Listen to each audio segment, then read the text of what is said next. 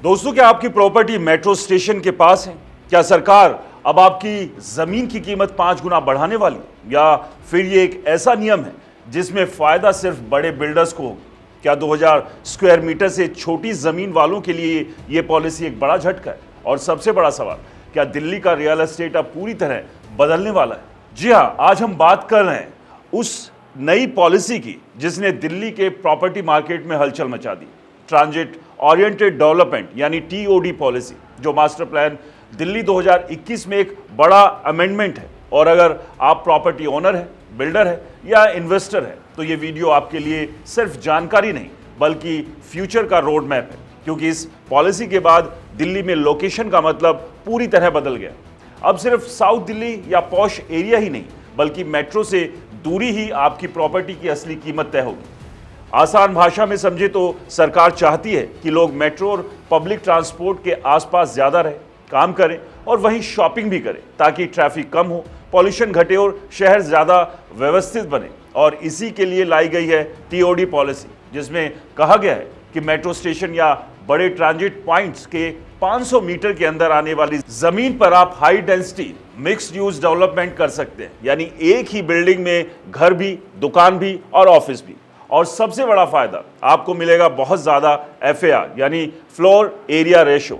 जहां पहले 150 से 200 एफएआर मिलता था, वहीं 400 से 500 एफएआर की अनुमति दी जाएगी, यानी 4 से 5 गुना ज्यादा कंस्ट्रक्शन। और यही वजह है कि इस पॉलिसी को रियल एस्टेट का गेम चेंजर कहा जा रहा है। लेकिन रुकिए, हर चीज जितनी सुनने में अच्छी लगती है उतनी आसान नहीं होती, क्योंकि इस पॉलिसी में एंट्री के लिए कुछ कड़े नियम भी हैं। जैसे आपका प्लॉट कम से कम 2000 स्क्वायर मीटर होना चाहिए, यानी छोटे प्लॉट वाले सीधे बाहर हो गए। दूसरा, आपका प्लॉट कम से कम 50% टीओडी जोन में होना चाहिए। और तीसरा, आपके प्लॉट तक कम से कम 18 मीटर चौड़ी सड़क होनी चाहिए। अब सोचिए, दिल्ली में कितने लोगों के पास इतनी बड़ी जमीन और इतने चौड़े रोड एक्सेस है। यही कारण है कि एक्सपर्ट्स का कहना है कि ये पॉलिसी छोटे मालिकों के बजाय बड़े डेवलपर्स को ज्यादा फायदा दे सकती है। लेकिन अगर आप स्मार्ट हैं तो यहां भी मौका है, क्योंकि पॉलिसी आपको प्लॉट्स को मिलाकर यानी अमलगमेशन करके बड़ा प्लॉट बनाने की अनुमति देती है। यानी अगर आपके पास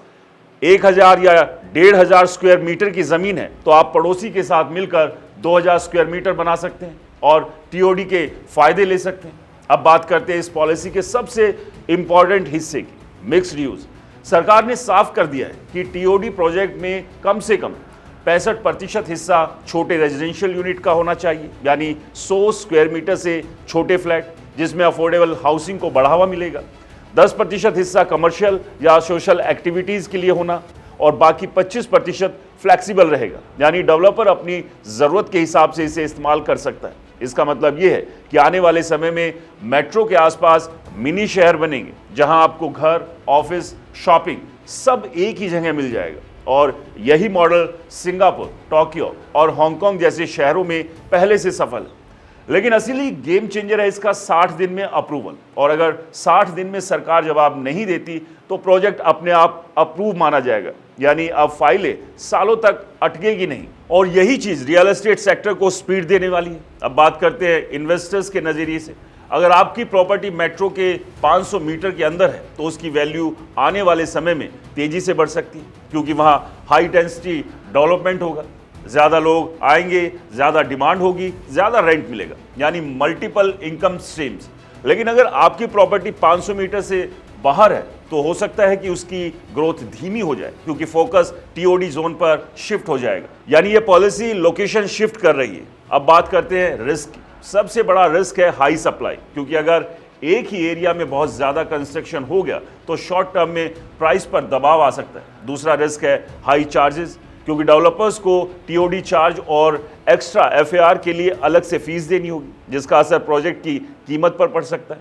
और तीसरा रिस्क है इंफ्रास्ट्रक्चर, क्योंकि अगर सड़कें, पानी, बिजली और सीवरेज सिस्टम सही तरीके से अपडेट नहीं हुए तो हाई डेंसिटी एरिया में रहने वालों को परेशानी हो सकती है। लेकिन अगर सरकार ने सही तरीके से इंप्लीमेंट किया तो ये दिल्ली के लिए एक रेवोल्यूशन साबित हो सकता है।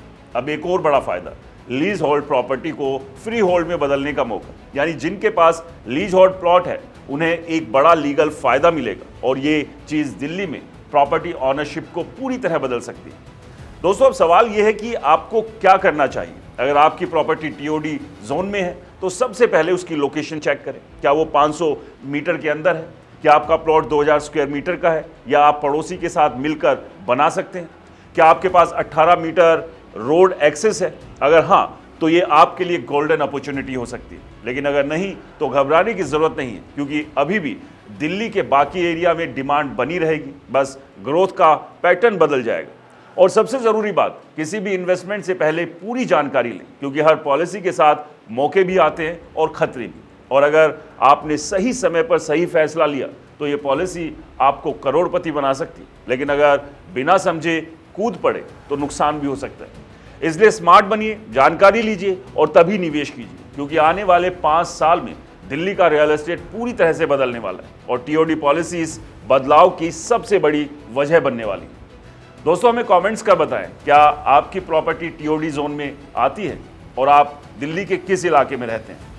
ये वीडियो पसंद आया तो इसे लाइक करें, ज़्यादा से ज़्यादा शेयर करें अपने दोस्तों, रिश्तेदारों और जानने वालों को, ताकि वो भी इस पॉलिसी का फ़ायदा उठा सके। और हमारे चैनल को सब्सक्राइब और फॉलो करना बिल्कुल ना भूलें। नमस्कार।